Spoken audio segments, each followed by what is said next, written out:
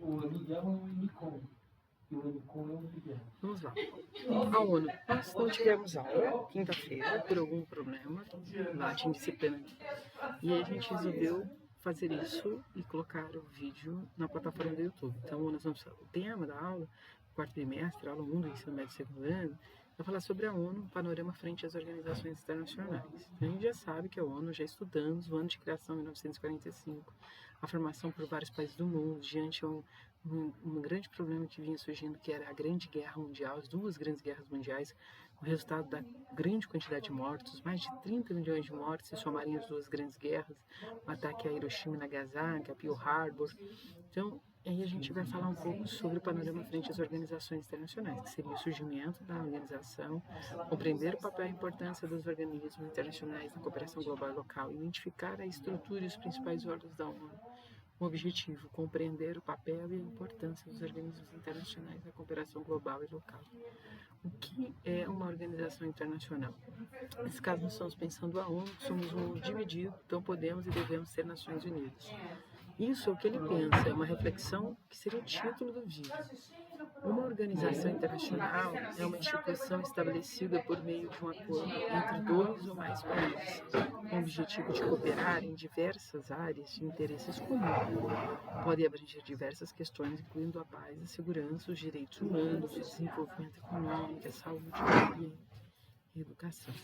Após assistir ao vídeo, discuta com os colegas qual a importância das organizações como a ONU para a sociedade. Então o vídeo está disponível aqui, a gente pode abrir o vídeo, deixa eu olhar aqui, para ver se eu consigo, porque nós assistimos todos juntos.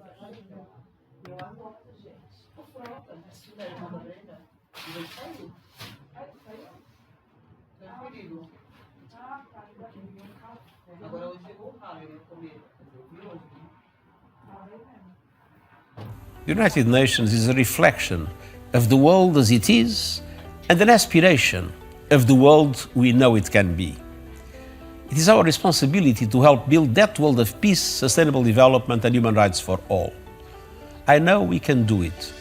The Charter of the United Nations, which entered into force 78 years ago today, points the way.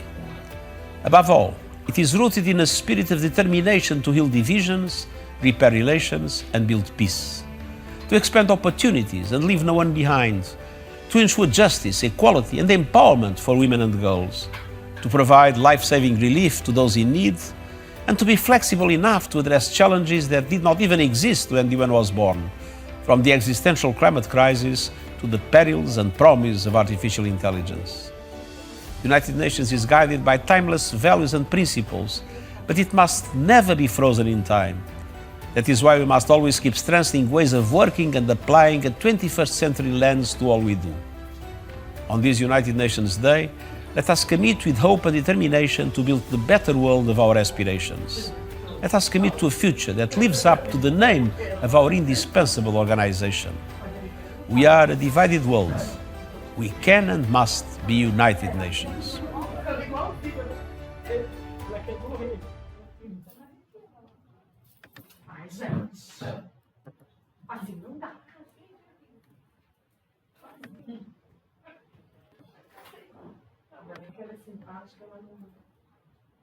Então, o que a gente pode pensar? Você pode vir aí conversar com seu amigo sobre o vídeo, né?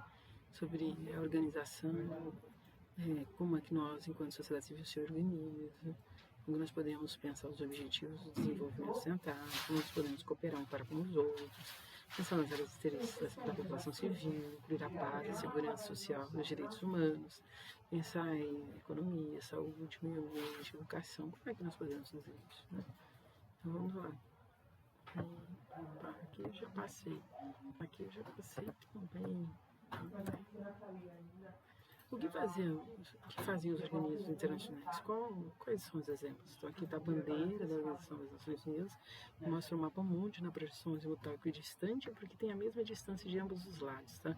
É centrada no polo geográfico norte da Terra. O efeito disso é que todos os 5 países permanecem no Conselho de Segurança e aparecem próximos ao centro do mar. São mais de 190 países membros, né?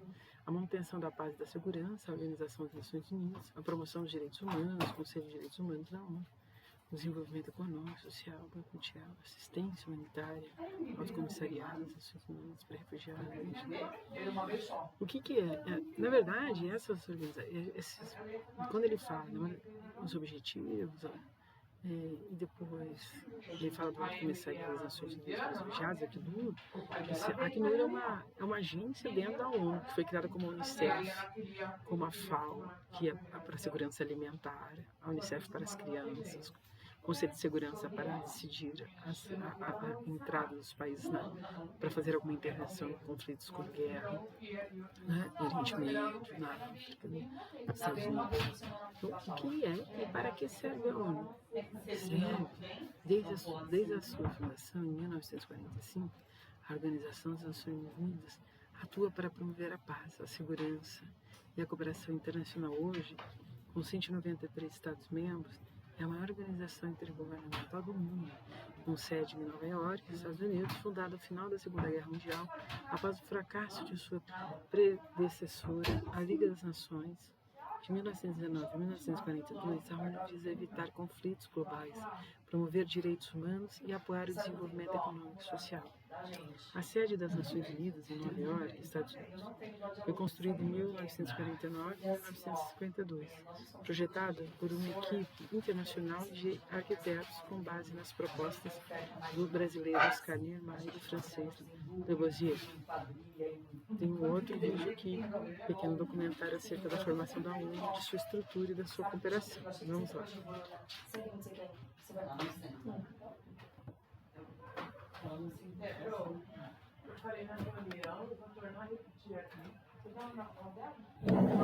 Onix 2025 com entrada reduzida de R$ 29.990 e parcelas fixas de R$ 1.408. Já imaginou?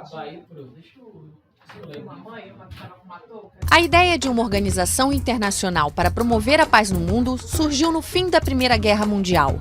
Para evitar um novo conflito, a Liga das Nações foi fundada em 1919, mas falhou em sua missão. A expressão Nações Unidas foi usada pela primeira vez durante a Segunda Guerra Mundial, em uma declaração em 1º de janeiro de 1942.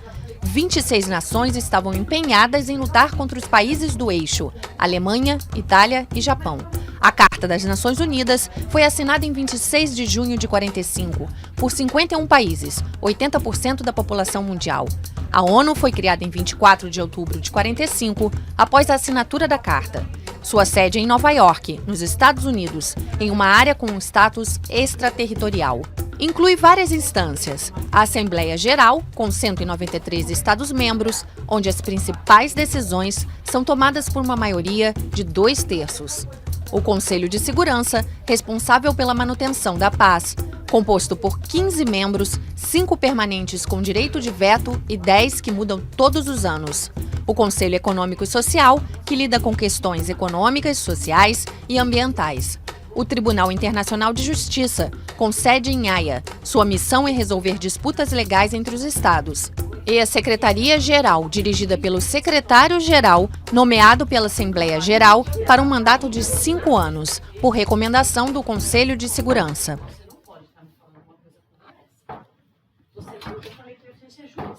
Então vamos lá, olha só. A gente retoma aqui.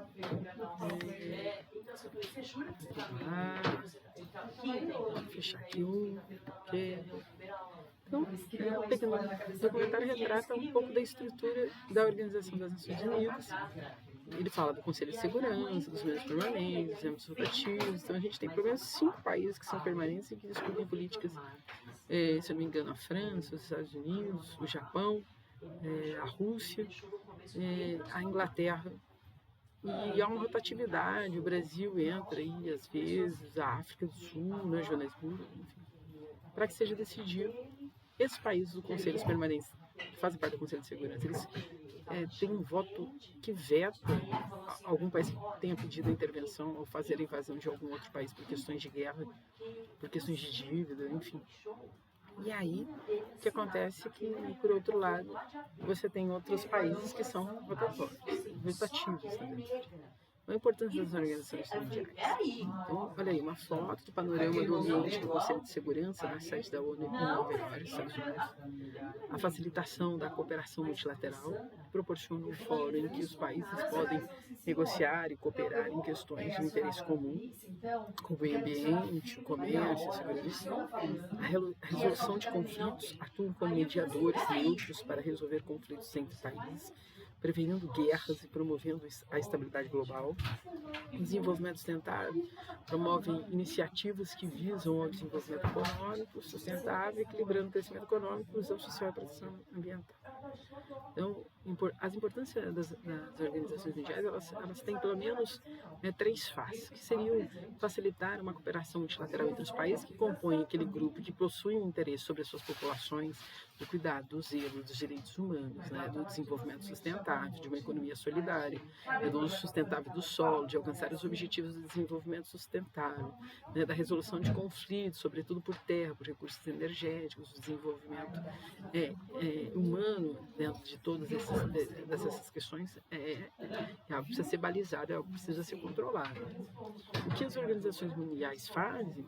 Então, ele tem lá a ONU e a Agenda 2030 para o Desenvolvimento Sustentável. A ONU lidera a implementação dos 17 Objetivos de Desenvolvimento Sustentável, que abrangem áreas como pobreza, educação, saúde, igualdade de gênero e sustentabilidade ambiental, incentivando a cooperação entre governo, setor privado e sociedade civil. Então, há aí uma dualidade, uma ação entre o Estado, entre a sociedade civil, o setor privado, né? O Fundo Monetário Internacional e a estabilidade financeira trabalha para assegurar a estabilidade do sistema financeiro global, oferecendo assistência financeira e monitorando políticas econômicas.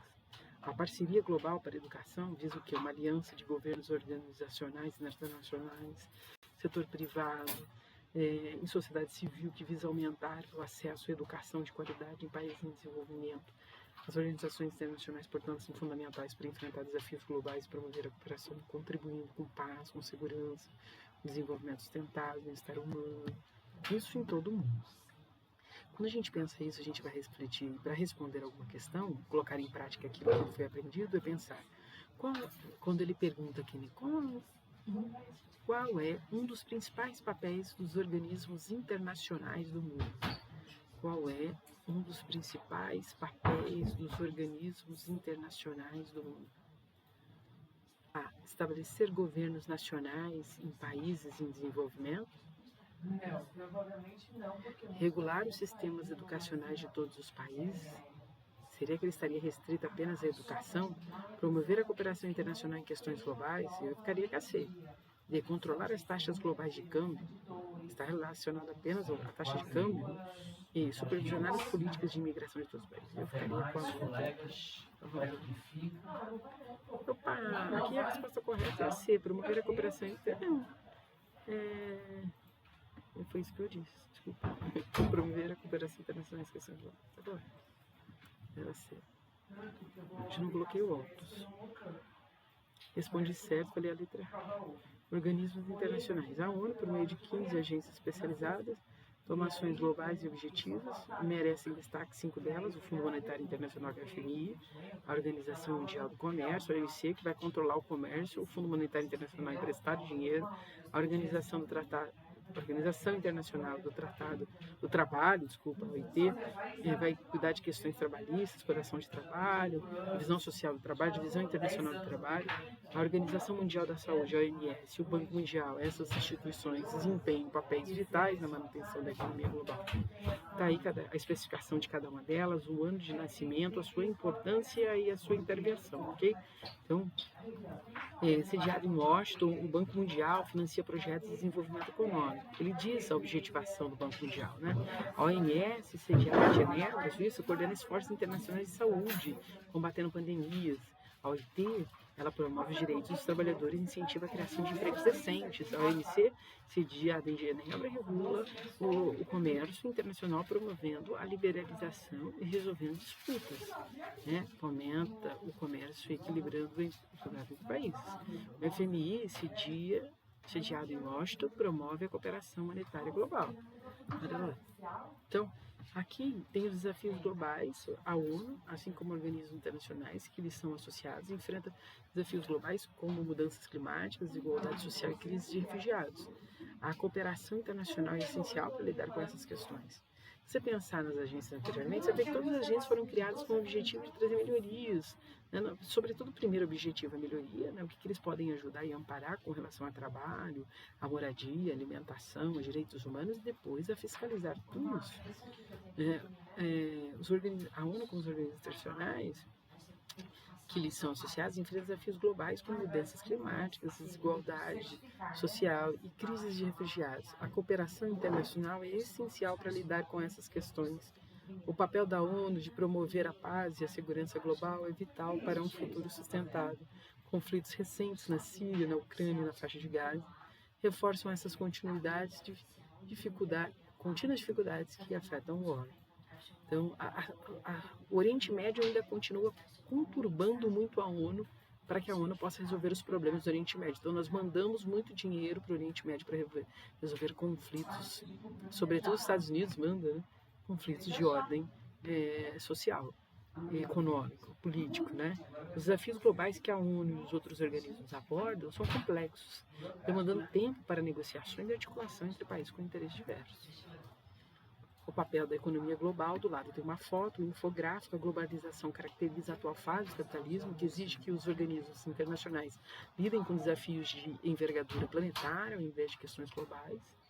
O papel da economia global seria que, nesse sentido, organismos internacionais que desempenham um papel crucial na economia, influenciando políticas econômicas, facilitando o comércio. Desde Bretton Woods, em 1944, o Fundo Monetário Internacional, que é uma agência da ONU, já vimos, inclusive, que foi criado em 1944, junto ao Banco Mundial, que já foi criado no mesmo ano, inclusive na mesma cidade dos Estados Unidos. Eles ajudam a estabilizar a economia e promover o desenvolvimento. A liberalização do comércio, pela Organização Mundial do Comércio, promove o crescimento econômico global. Países como a China, os Estados Unidos e a Alemanha são influentes nessa política. Então, a OMS já foi criada bem à frente, 50 anos depois, e regula o comércio internacional, promovendo a liberalização e resolvendo disputas, fomenta o comércio equilibrado entre os países. Suas regras influenciam significativamente entre as economias de países como o Brasil, e a sua mediação é essencial nos conflitos comerciais entre Estados Unidos e China. Então, ele age muito aí, trazendo intervenções. Influência dos Estados Unidos é significativo. Aqui tem uma moeda representando a crise econômica que aconteceu na Grécia, se alastrou para o mundo, tomando necessária intervenção dos organismos como o FMI, o Banco Mundial, a adoção de medidas impopulares de austeridade, causou impacto nas eleições gerais seguintes. A austeridade é de seriedade, de responsabilidade, de frear a economia. Vamos segurar aí para ver o que a gente pode fazer para que os países não empobreçam mais, né? Muitos entendem essa influência como interferência. O impacto dessas políticas econômicas nem sempre favorecem a população em curto prazo, os que as tornam impopulares. Tá? Aqui estão os 17 Objetivos de Desenvolvimento Sustentável, nós já trabalhamos eles em outras aulas, a cooperação global e local. Então a ONU vai promover a cooperação, essencial para resolver problemas transnacionais, iniciativas com os Objetivos de Desenvolvimento Sustentável, exemplificam esse esforço. As ODSs, a colaboração entre países e organismos internacionais é crucial para enfrentar desafios como a pobreza e as mudanças climáticas. O Acordo de Paris de 2015 reflete esse compromisso global. O desenvolvimento sustentável promove muitas ações e programas que abordam a pobreza, a desigualdade e a degradação ambiental, né? Trabalha para melhorar a qualidade de vida global, faz esforços conjuntos que são essenciais para um futuro mais justo e equitativo. Os países escandinavos, o Canadá e a Austrália são líderes nessas iniciativas. O uso de energias renováveis, como solar, eólica e outras, promove o desenvolvimento sustentável. A gente já vinha falando e pensando sobre a relação da ONU com outros organismos internacionais. Entre todos os organismos internacionais, ao qual o Brasil sempre recorre quando o governo percebe que haja uma devastagem tarifária ou de preços na concorrência internacional. Esse organismo é a Organização Mundial do Comércio. Ele pode promover a cooperação monetária global e assistência financeira para os países, pode fomentar a troca equilibrada de produtos entre os países, financiar projetos de desenvolvimento econômico visando reduzir a pobreza, promover os direitos dos trabalhadores e incentivar a criação de empregos decentes. Responda aí, qual é a alternativa correta? Olha lá. Então, sobre a relação da ONU com os outros organismos internacionais, seria fomentar a troca equilibrada de produtos entre os países, tá bom? Então, o futuro da ONU seria essa organização associada, seguindo um desempenho de um papel em busca da paz, da promoção do desenvolvimento sustentável, da resolução de questões globais. Apesar dos desafios, das diversas críticas à ONU, você acha que a capacidade de fomentar a cooperação internacional seja fundamental para um futuro mais seguro e próspero? Depois, o mundo estaria melhor ou pior sem uma instituição como a ONU? Por quê? A ONU tem um papel fundamental nas relações internacionais do futuro. Grandes desafios se impõem ao sistema internacional, como as guerras em andamento, na Ucrânia e no Oriente Médio, e as possibilidades de novos conflitos envolvendo outras grandes potências. Tá aí, ó, as referências, tá certo? Vou finalizar a aula, pedir desculpa para você, o barulho, a interferência, a sala com muita gente. Obrigado, gente.